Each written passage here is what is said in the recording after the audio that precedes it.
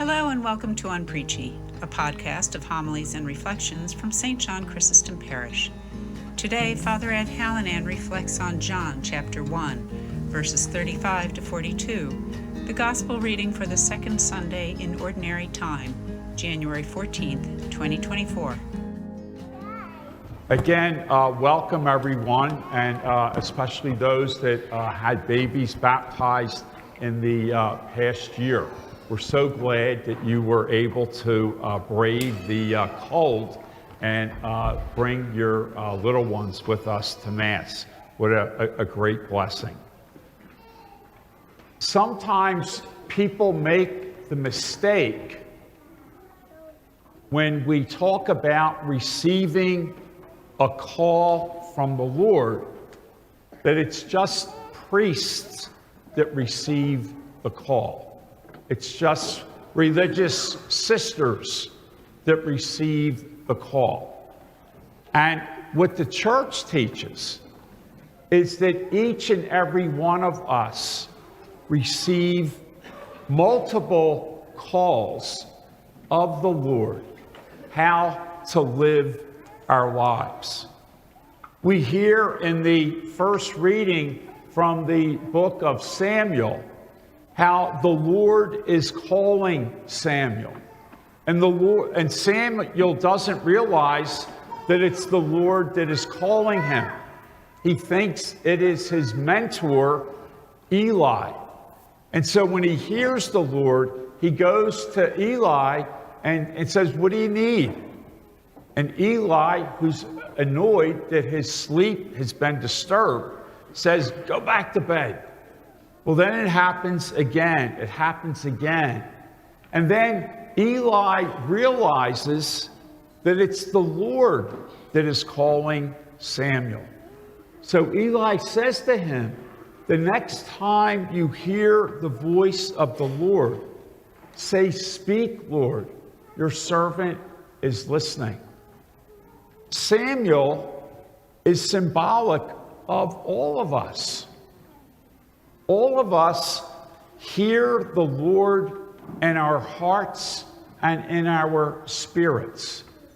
The fact that when you got up this morning and you said to yourself, "God, I'd love to roll over," or "Boy, I'd love to just get a cup of coffee, the couch, an Afghan, say a rosary for the Eagles tomorrow," okay?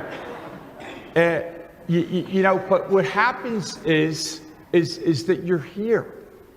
And you're here because you responded to the Lord in the quiet of your heart that stirred you to get ready and to come here.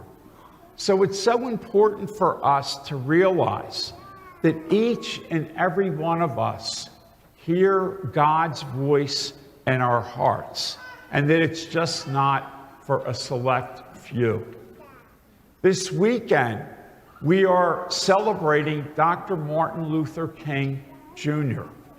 And as we know, Dr. King had a calling from God to be a person of nonviolence, to preach nonviolence, and to also fight racism.